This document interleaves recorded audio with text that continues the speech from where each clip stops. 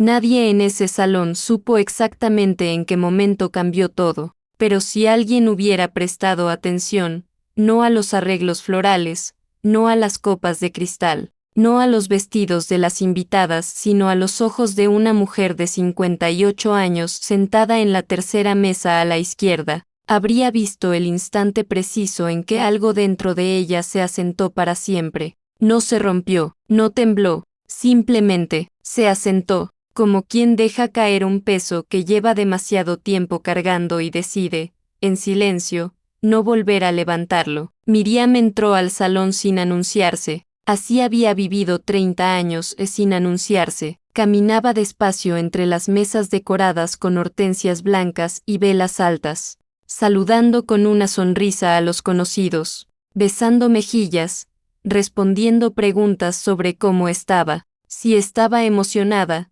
si había llorado en la ceremonia. Sí, decía, claro que sí, y no mentía del todo. Había llorado, pero no por las razones que todos suponían. Su vestido era color crema, liso, sin adornos, sin bordados en el cuello ni detalles que llamaran la atención. Una tela sencilla que caía con dignidad sobre su figura. No era el vestido que había planeado usar, el que tenía reservado desde meses atrás, el azul marino con encaje en los hombros que había encontrado en una pequeña tienda del centro. Ese ya no estaba en su closet. Lo había prestado 3 semanas antes a la señora Consuelo, la vecina del edificio de enfrente, que necesitaba algo decente para enterrar a su hija. Miriam no lo pensó 2 veces. Se lo dio doblado en una bolsa de plástico y nunca mencionó que era el vestido que había elegido para la boda de su hijo. Eso era Miriam, una mujer que resolvía en silencio lo que otros ni siquiera habrían notado como un problema. Pero Rodrigo sí notó el vestido crema. Estaba sentado en la mesa principal, con su traje oscuro perfectamente planchado y su copa de vino ya mediada, cuando la vio llegar, y en lugar de levantarse, en lugar de caminar hacia ella, en lugar de decirle algo, cualquier cosa lo que hizo fue inclinarse hacia su hermano Gustavo, que estaba sentado a su derecha, y decir, con esa voz que usaba cuando quería parecer gracioso, ¿ves cómo viene vestida? Parece que va a limpiar la iglesia, no a la boda de su hijo. Gustavo sonrió con incomodidad. Alguien más en la mesa soltó una risa corta, de esas que no saben si son reales o solo un reflejo. Una de las cuñadas desvió la mirada hacia el centro de mesa, como si de repente las flores se hubieran vuelto muy interesantes. Miriam lo escuchó. Estaba a menos de 4 metros. El salón todavía no estaba en su punto más ruidoso y la voz de Rodrigo, cuando quería, llegaba lejos. Siempre había llegado lejos. En 30 años de matrimonio, Miriam había aprendido que las palabras de ese hombre tenían una forma particular de encontrarla, sin importar cuánto ruido hubiera alrededor. Lo escuchó, y no hizo nada, no se detuvo, no cambió el ritmo de sus pasos, no dejó caer la sonrisa. Llegó a su silla, la jaló suavemente, se sentó, y tomó la servilleta de tela que estaba doblada frente a su plato. La abrió con cuidado,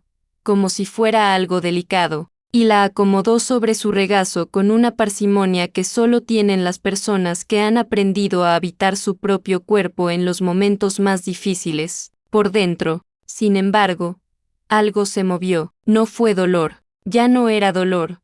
Hacía mucho que había dejado de serlo. Era algo más parecido a la confirmación de una verdad que llevaba años construyendo despacio, ladrillo sobre ladrillo, en algún lugar del pecho donde nadie más tenía acceso. Una verdad que esa noche, antes de que terminara, iba a dejar de ser solo suya. Fue entonces cuando sintió los brazos de Sebastián rodeándola por la espalda. Su hijo, su razón más constante. Sebastián se agachó hasta quedar a la altura de su oído y le dijo algo en voz muy baja, tan baja que nadie en la mesa pudo escucharlo, solo Miriam, y lo que le dijo hizo que ella cerrara los ojos durante 3 segundos exactos, que apretara los labios, que respirara por la nariz de esa manera que tienen las madres cuando necesitan no derrumbarse frente a sus hijos. Una sola lágrima, solo una, Se la quitó con la punta del dedo índice, con un gesto tan rápido que si alguien lo vio debió haber pensado que simplemente se tocó la mejilla.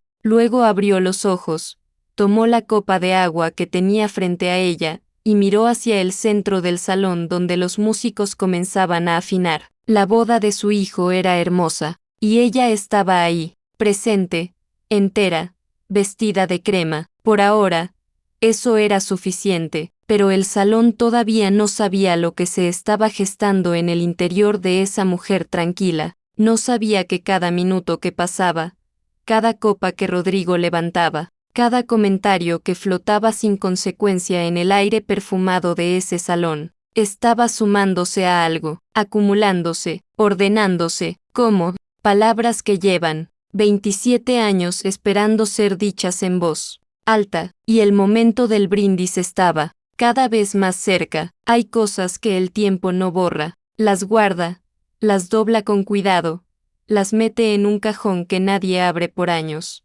pero siguen ahí, esperando el momento en que alguien, finalmente, tenga el valor de abrirlo. Miriam Solano nació en una familia donde el amor se demostraba trabajando. Su madre cocinaba desde las 5 de la mañana, su padre llegaba tarde y con las manos sucias. Nadie decía te quiero con palabras porque las palabras, en esa casa, eran un lujo que no siempre alcanzaba, pero había comida caliente, había ropa limpia, había alguien que te esperaba despierto cuando llegabas tarde. Eso era amor.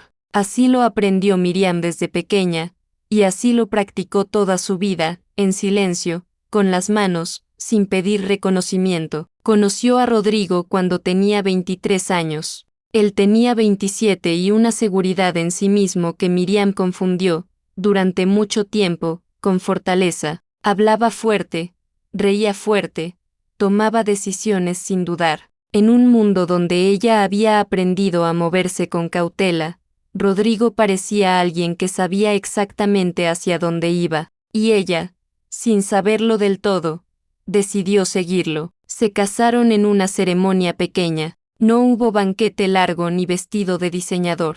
Miriam usó un vestido blanco que su madre había mandado a hacer con una costurera del barrio, y que le quedaba perfectamente porque la costurera la conocía desde niña y sabía exactamente cómo era su cuerpo y su carácter. Ese vestido lo guardó Miriam durante años en una caja de cartón forrada con papel de China. Lo sacaba pocas veces. Lo miraba, lo volvía a doblar.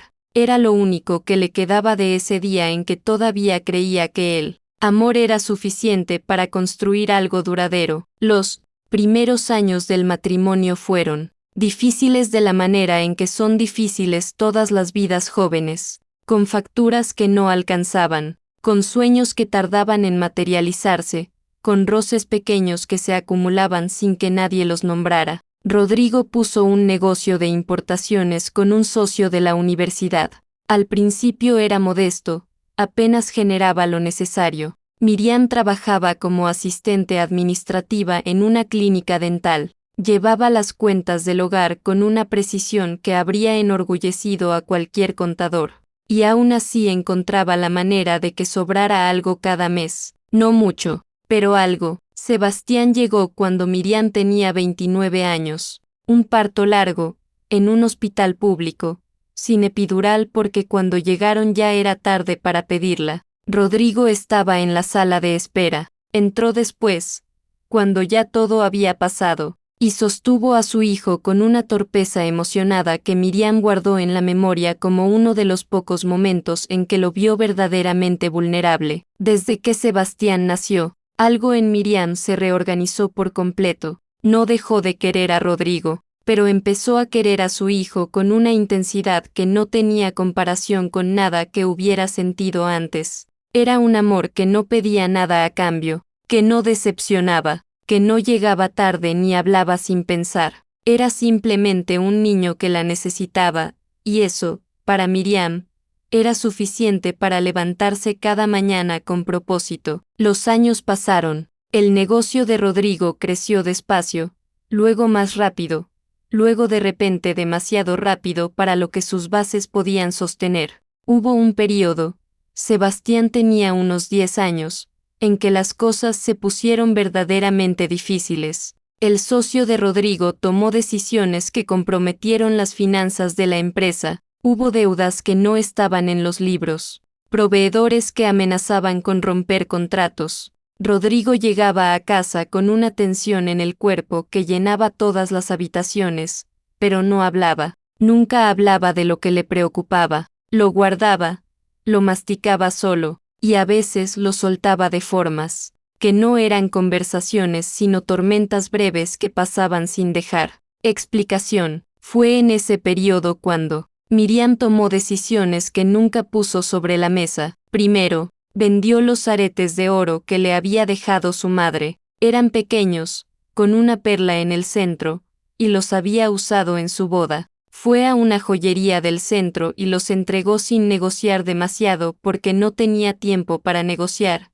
Necesitaba el dinero esa semana. Luego vendió una pulsera, luego un anillo que no era de compromiso pero que Rodrigo le había regalado en su 10º aniversario, en uno de sus momentos generosos. Después vino algo más grande. Miriam fue al banco, sola, un martes por la mañana, mientras Sebastián estaba en la escuela y Rodrigo creía que ella estaba en el trabajo. Habló con un ejecutivo de crédito que la conocía de años de ser clienta puntual. Le explicó la situación con una calma que el ejecutivo recordaría después, porque no era la calma de alguien que no entiende la gravedad del problema, sino la de alguien que la entiende perfectamente y ha decidido resolverlo de todas formas. Refinanció la casa. Usó ese dinero para saldar la deuda más urgente del negocio de su esposo, la que podría haberlo hundido del todo si no se atendía ese mes.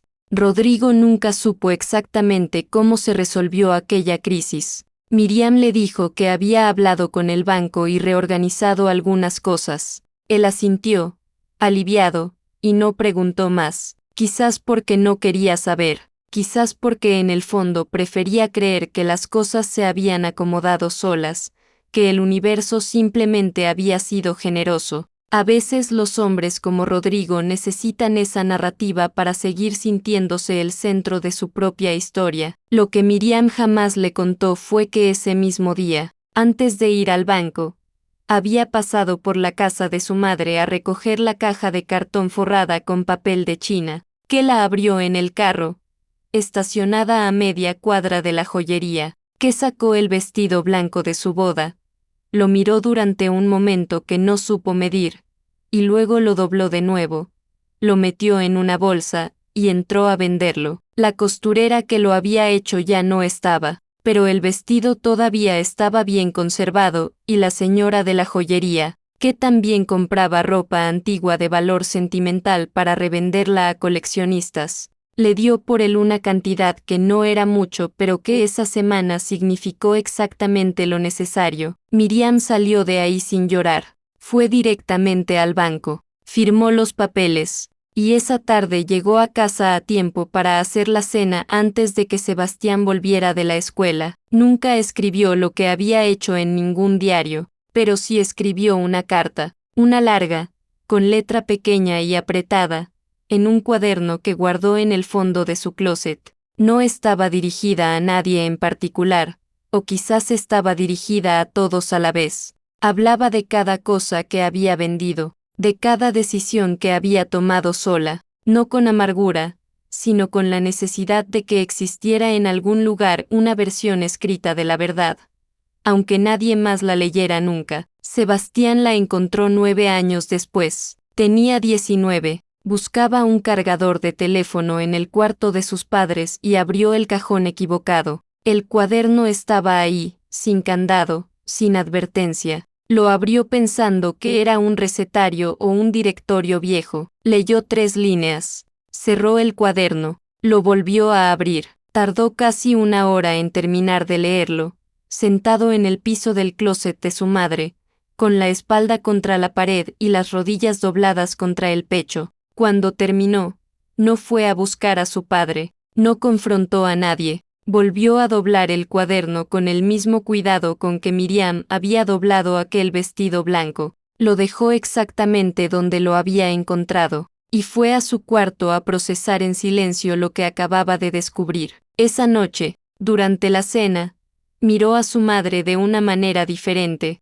Miriam lo notó pero no dijo nada. Solo le sirvió más arroz y le preguntó si había tenido un buen día. Él dijo que sí, y también dijo, de una forma que sonó casi casual pero que no lo era en absoluto, gracias por todo lo que haces, mamá. Miriam sonrió, siguió comiendo, y el secreto quedó entre los dos. Cuidado como una llama pequeña que ninguno de los dos mencionó jamás en voz alta, pero que tampoco dejaron apagarse. El banquete comenzó con esa alegría ruidosa que tienen las bodas cuando todo el mundo quiere demostrar que está feliz. Las mesas se llenaron de conversaciones cruzadas, de risas que viajaban de un lado al otro del salón, de niños corriendo entre las sillas y adultos que se encontraban después de años sin verse. Los meseros circulaban con bandejas altas y el sonido de los cubiertos contra la loza creaba ese fondo constante, que hace que las celebraciones se sientan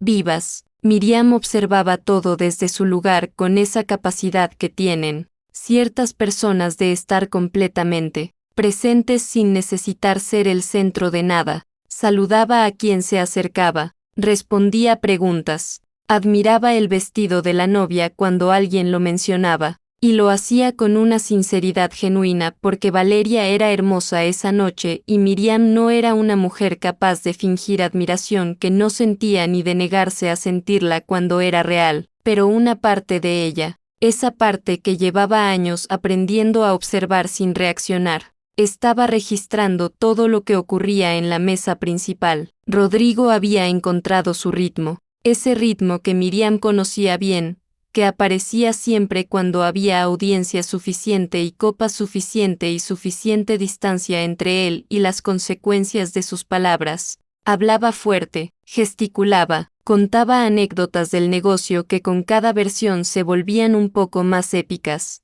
un poco más protagonizadas por él solo, un poco más desprovistas de todos los que en realidad habían estado ahí. Su hermano Gustavo asentía, las cuñadas sonreían. La gente a su alrededor construía a Rodrigo el pedestal que Rodrigo siempre necesitaba que le construyeran, y entonces, entre una historia y otra, casi sin transición, volvió a mirar hacia donde estaba Miriam. No fue un comentario largo, nunca lo eran. Las crueldades pequeñas no necesitan mucho espacio para instalarse, le dijo a una prima que tenía sentada cerca, con ese tono de hombre que cree que está siendo encantador.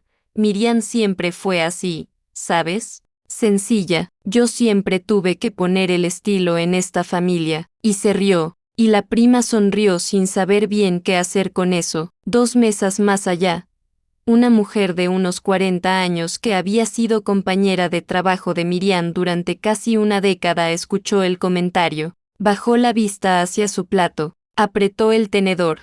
No dijo nada porque no era su lugar. Pero algo en su cara cambió de una manera que quien la conocía habría sabido leer. Miriam no miró hacia allá. Siguió hablando con la señora que tenía a su derecha, una tía lejana de Valeria que le estaba contando sobre sus nietos con ese entusiasmo desbordado que tienen los abuelos cuando encuentran a alguien dispuesto a escuchar. Y Miriam escuchaba, de verdad escuchaba, porque así era ella. Y porque en ese momento escuchar a esa señora hablar de sus nietos era infinitamente mejor que procesar lo que acababa de flotar desde la mesa de su esposo. Pero el cuerpo guarda lo que la mente decide no atender. Y el cuerpo de Miriam, después de 30 años, era un archivo muy completo. Sebastián estaba del otro lado del salón cuando llegó el tercer comentario. Estaba con Valeria, los dos recibiendo felicitaciones de un grupo de amigos de la universidad.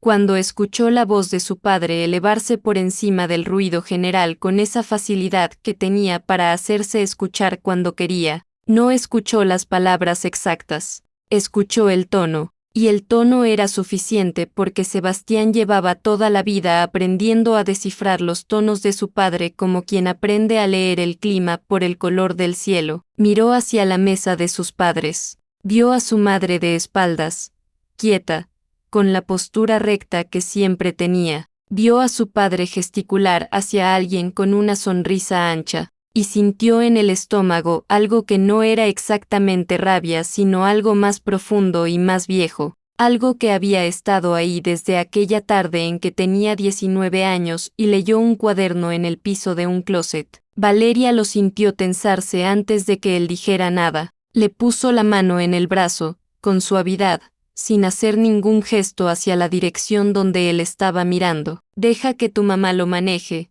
le dijo en voz baja. «Ella sabe lo que hace». Sebastián respiró, asintió, pero no fue fácil, no lo había sido nunca.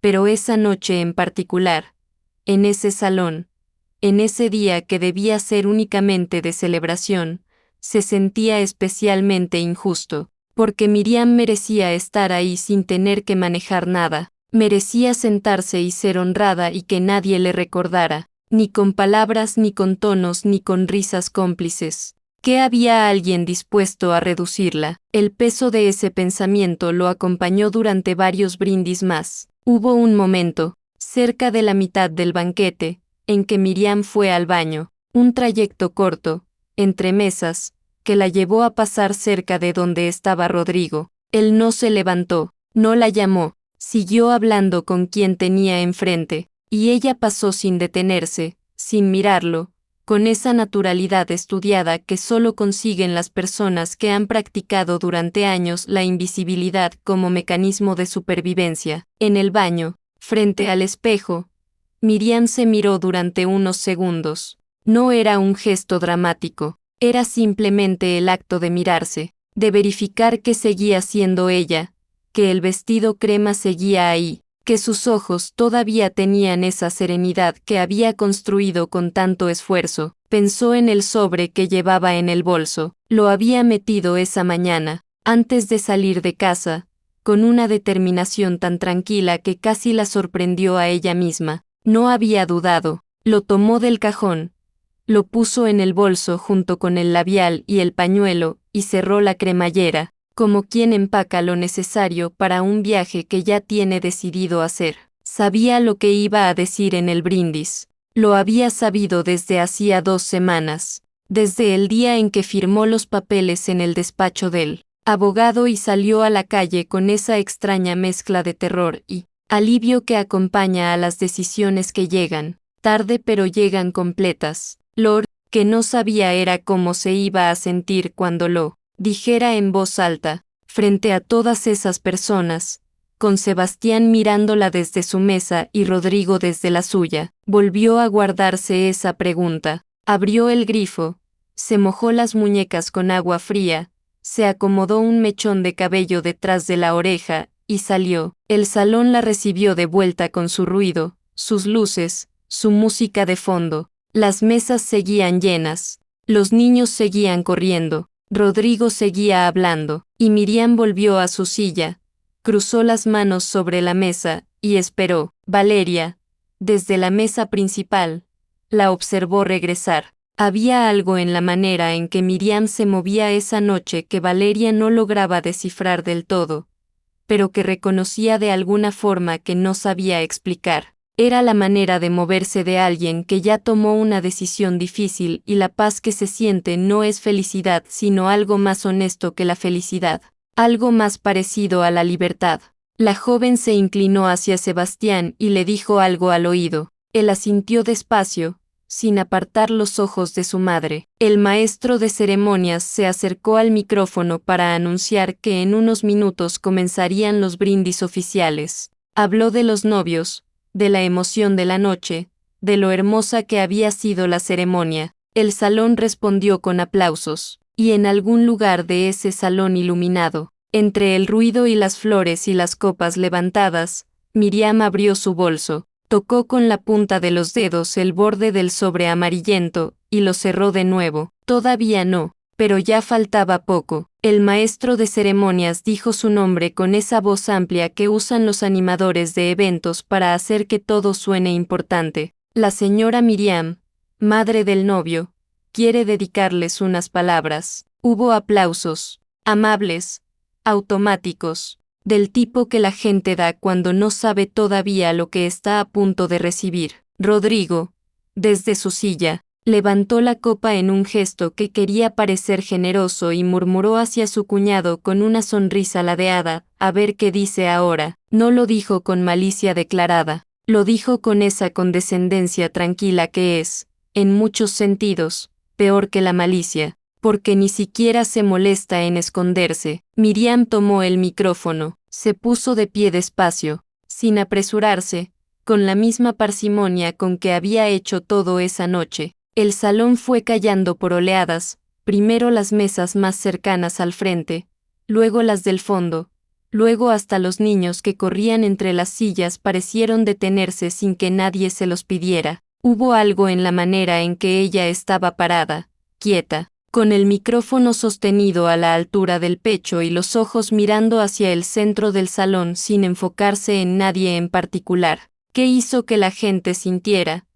antes de que dijera una sola palabra, que lo que estaba por ocurrir no era un discurso de boda ordinario. No sonrió de inmediato. Eso fue lo primero que desconcertó a quienes la miraban. Las madres de los novios siempre sonríen cuando toman el micrófono. Es casi un protocolo. Miriam simplemente miró al salón durante 2 o 3 segundos que se sintieron mucho más largos, y luego sí, sonrió. Pero era una sonrisa diferente a todas las que había repartido esa noche. Era una sonrisa que venía de adentro, de algún lugar que no tenía nada que ver con la celebración ni con la obligación social. Era la sonrisa de alguien que finalmente está exactamente donde necesita estar. Empezó hablando de Sebastián, no con los lugares comunes que usan los padres en las bodas, no con la lista de logros ni con la historia del niño adorable que alguna vez fue. Empezó contando una tarde específica. Sebastián tenía 7 años y había roto sin querer un florero que pertenecía a la abuela materna de Miriam, una pieza de cerámica azul que no tenía valor monetario pero sí el tipo de valor que no se puede reponer. Miriam recordó cómo Sebastián había llegado a decírselo con los ojos ya llorosos, no esperando escapar al castigo sino simplemente incapaz de cargar solo con la culpa, y como ella, en lugar de regañarlo, se había sentado en el piso junto a los pedazos y le había dicho que las cosas se rompen, y que lo importante no era el florero sino que él había venido a decir la verdad. Eso es lo que más me enorgullece de ti, dijo Miriam al micrófono, mirando hacia donde estaba su hijo, no lo que lograste, como eres cuando nadie te está mirando. En la mesa principal, Sebastián tenía los ojos brillantes. Valeria le tomó la mano por debajo de la mesa. Miriam continuó. Habló de los años difíciles sin nombrarlos directamente, sin señalar culpables ni construir víctimas. Habló de lo que significa querer a alguien con suficiente profundidad como para protegerlo de verdades que todavía no está listo para cargar. Habló de las decisiones que se toman en silencio, no porque el silencio sea cobardía sino porque a veces el silencio es la forma más alta de cuidado. El salón escuchaba, con esa quietud particular que se instala cuando la gente siente que está siendo testigo de algo real, y entonces Miriam metió la mano en su bolso, sacó el sobre. Era un sobre común, de papel manila, amarillento en los bordes por el tiempo. No tenía nombre escrito, no tenía sello. Era simplemente un sobre viejo que había sobrevivido 27 años en el fondo de un cajón porque la mujer que lo guardaba sabía, sin poder explicar cómo, que algún día iba a necesitarlo. Lo sostuvo frente al micrófono con las 2 manos. El salón entero lo miró. Este sobre lo escribí hace 27 años, dijo. Su voz no tembló. Era firme con esa firmeza que no viene del control sino de la convicción. Nunca lo envié. Nunca se lo mostré a nadie, pero hay alguien en este salón que sabe que existe. Hizo una pausa, miró hacia Sebastián directamente. Sebastián, tú lo encontraste, no sé exactamente cuándo, nunca me lo dijiste, y yo nunca te pregunté, pero los dos hemos vivido estos años cargando juntos algo que ninguno de los dos nombró en voz alta. Sebastián dejó de intentar contener las lágrimas. Se le escurrieron sin permiso, sin drama, con esa honestidad silenciosa que tienen las lágrimas cuando no se puede hacer nada más que dejarlas. Gracias por guardar ese silencio conmigo, dijo Miriam. Gracias por mirarme todos estos años con los ojos que me miraste sin decirme nunca lo que sabías. Porque sabías que yo necesitaba cargarlo a mi manera y a mi tiempo. Hubo un sonido en el salón que no era llanto ni era silencio sino algo intermedio.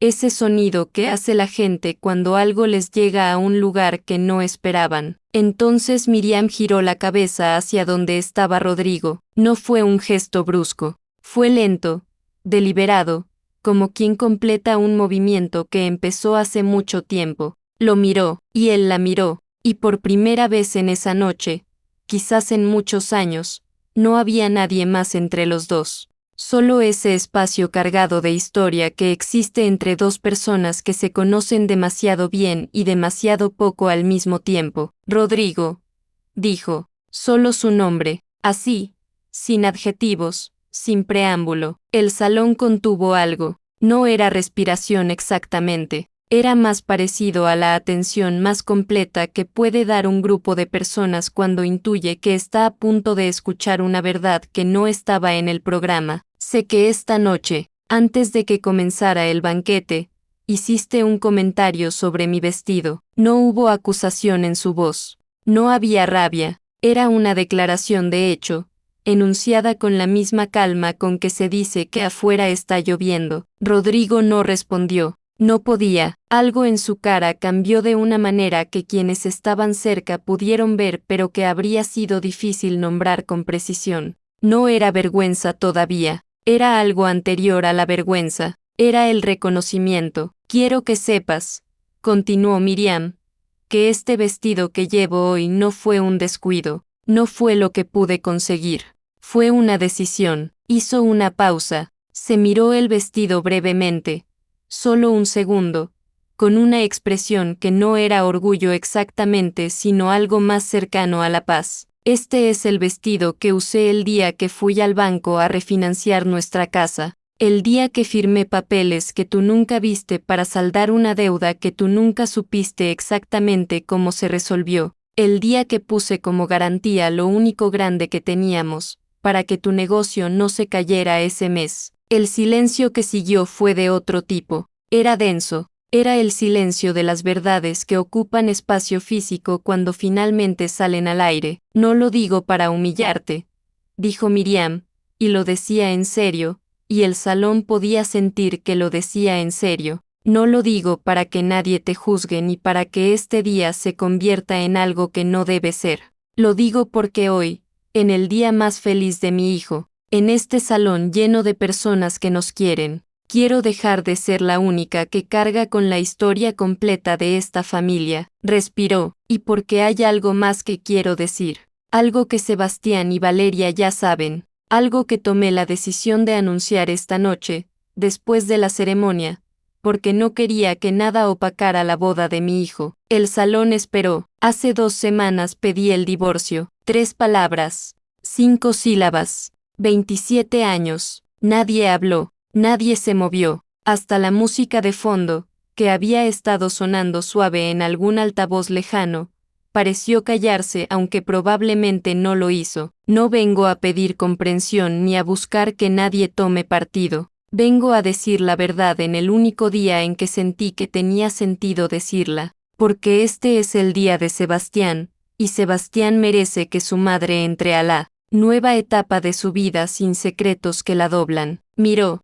a su hijo una vez más, y esta vez sí, sonrió de esa manera que solo existe entre una madre y el hijo que la conoce de verdad. Te amo, y estoy bien. Bajó el micrófono, y el salón, durante un momento que ninguno de los presentes olvidaría, no supo qué hacer con todo lo que acababa de recibir. El salón tardó en reaccionar, no porque la gente no supiera qué sentir, sino porque había demasiado que sentir al mismo tiempo y el cuerpo humano necesita un momento para ordenar esas cosas antes de poder expresarlas. Fueron quizás 5 segundos, quizás 10. Ese tipo de silencio que no es vacío sino todo lo contrario, un silencio tan lleno que casi tiene peso, casi tiene temperatura. Y entonces Sebastián se levantó. No dijo nada. No llamó la atención de nadie, ni pidió permiso, ni esperó que el protocolo de la noche le indicara qué correspondía hacer.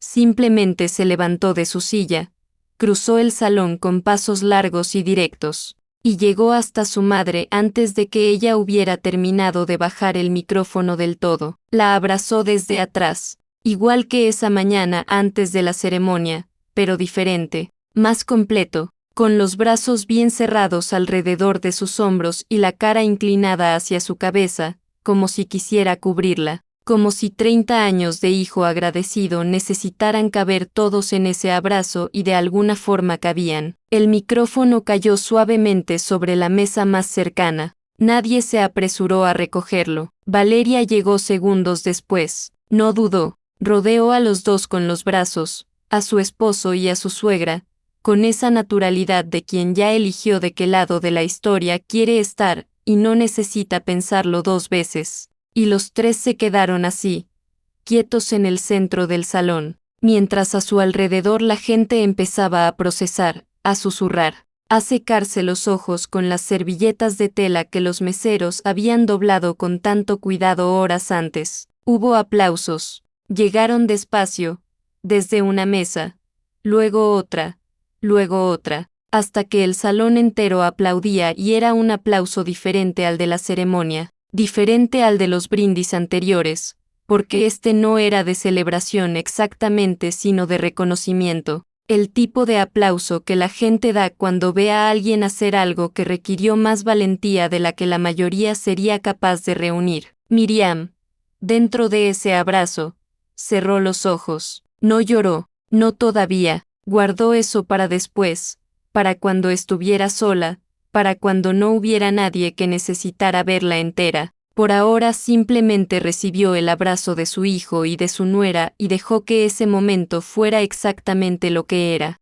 sin añadirle nada, sin restarle nada. En la mesa principal, Rodrigo no aplaudió, estaba sentado con la copa en la mano, pero ya no la sostenía como antes. La tenía apoyada sobre la mesa y sus dedos rodeaban el cristal sin apretar, como si hubiera olvidado que estaba ahí. Su hermano Gustavo le había puesto una mano en el hombro y él la había apartado, no con brusquedad, sino con ese movimiento de quien necesita estar solo con lo que acaba de entender, porque Rodrigo entendía. Eso era lo que su cara mostraba ahora que ya no quedaba audiencia para la cual actuar. Entendía, y entender duele de una manera particular cuando lo que se entiende es la magnitud de lo que no se supo ver a tiempo. No era un hombre malo. Esa era quizás la parte más complicada de la historia, la que no cabía fácilmente en ninguna narrativa simple. Era un hombre que había construido su identidad sobre una versión de sí mismo que necesitaba ser el más fuerte,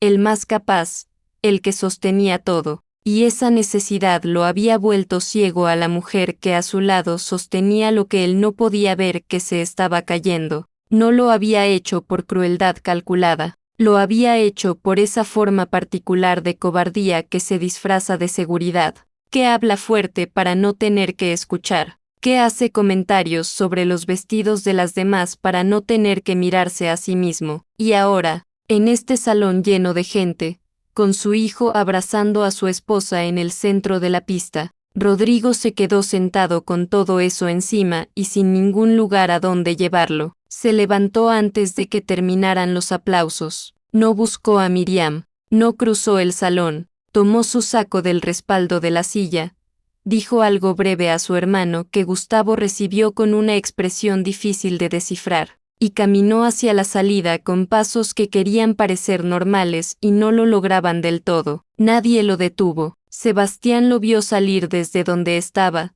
todavía junto a su madre. No hizo ningún gesto, no lo llamó, lo miró irse con esa tristeza particular que tienen los hijos cuando entienden que sus padres son personas completas con limitaciones completas, y que ese entendimiento no los libera del dolor sino que simplemente lo cambia de forma. Miriam no miró hacia la puerta, cuando Sebastián y Valeria finalmente la soltaron. Ella se acomodó el vestido con las manos, levantó la cabeza. y miró al salón con una expresión que no pedía nada a nadie. Algunas personas se acercaron, manos que apretaban la suya, mejillas que se pegaban a la suya, palabras cortas y sinceras que la gente dice cuando no sabe exactamente qué decir pero necesita decir algo. Miriam recibió todo eso con gracia, con la misma gracia con que había recibido, durante 30 años, cosas mucho más difíciles. La antigua compañera de trabajo,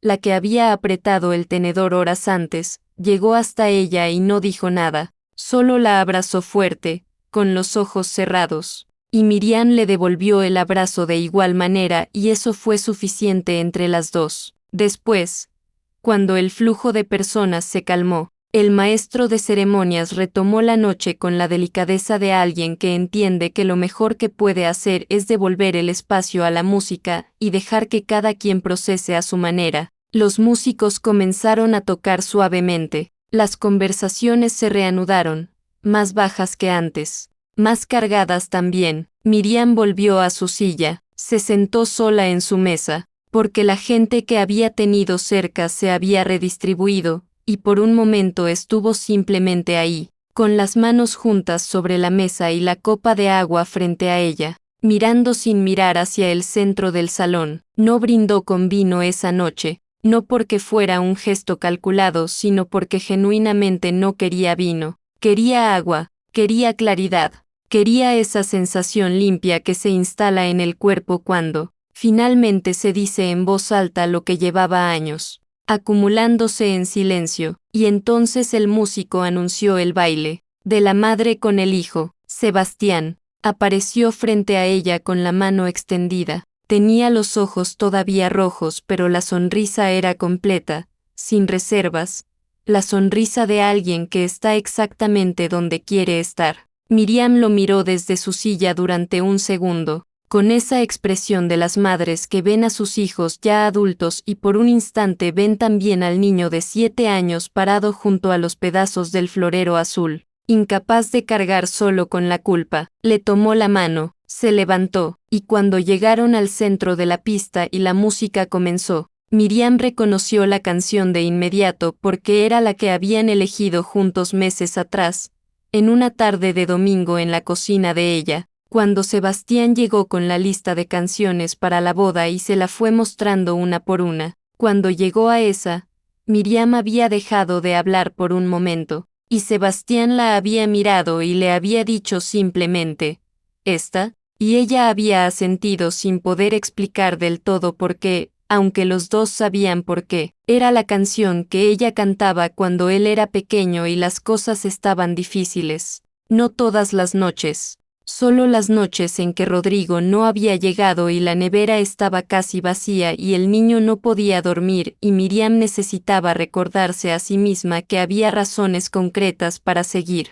La cantaba en voz baja, más para ella que para él, pero él la escuchaba desde su cuarto con los ojos abiertos en la oscuridad. Gracias a la vida, bailaron despacio. Sebastián tenía una mano en la espalda de su madre y con la otra le sostenía la mano, y Miriam apoyó la cabeza contra el hombro de su hijo con esa naturalidad de quien vuelve a un lugar conocido después de mucho tiempo. El salón los miraba, algunos con los ojos húmedos, algunos simplemente en silencio, con esa quietud respetuosa que se da cuando se presencia algo que pertenece solo a 2 personas aunque ocurra frente a todos. Valeria los miraba desde la mesa, con una copa en la mano y una expresión que mezclaba el amor y la admiración y algo que todavía estaba aprendiendo a nombrar, el privilegio de entrar a una familia y encontrar ahí, en el lugar más inesperado, el ejemplo más claro de lo que significa la dignidad. La canción duró lo que duran las canciones, pero el baile se sintió más largo, de esa manera en que se sienten los momentos que el corazón decide guardar completos. Cuando terminó, Sebastián no soltó a su madre de inmediato, se quedaron un segundo más ahí, parados en el centro de la pista, y él le dijo algo al oído que nadie más escuchó. Ella asintió, cerró los ojos un momento, y cuando los abrió tenía esa mirada que no es tristeza ni es alegría sino algo más honesto que las dos. algo que solo tienen las personas que han llegado al otro lado de una decisión difícil y descubierto que el otro lado existe, que se puede respirar ahí, que el aire es distinto pero es aire. Miriam volvió a su mesa, se sentó, tomó su copa de agua, y miró hacia la pista donde Sebastián y Valeria ahora bailaban juntos, jóvenes y llenos de futuro, con toda la vida todavía por delante y el tipo de amor que todavía no ha sido probado por el tiempo pero que tiene, en su base, algo sólido, algo real. El vestido crema, bajo las luces cálidas del salón, no brillaba de la manera en que brillan las cosas que buscan ser vistas, brillaba de otra forma, con esa luz quieta que tienen las cosas que no necesitan demostrar nada porque ya son, completamente, lo que son. Miriam estaba sola en su mesa, pero su postura era recta, sus manos estaban quietas, sus ojos seguían a su hijo en la pista con una expresión que no pedía nada, que no lamentaba nada, que simplemente estaba presente en ese momento con toda la plenitud de una mujer que finalmente, después de 30 años, había elegido ocupar el espacio que siempre le había pertenecido. No sabía con exactitud cómo sería la vida que comenzaba al día siguiente. No tenía todas las respuestas. Tenía una casa que todavía estaba a su nombre, una firma en unos papeles, y la certeza tranquila de que había dicho la verdad en el momento exacto en que necesitaba decirse. A veces eso es suficiente para empezar. A veces eso es todo lo que se necesita.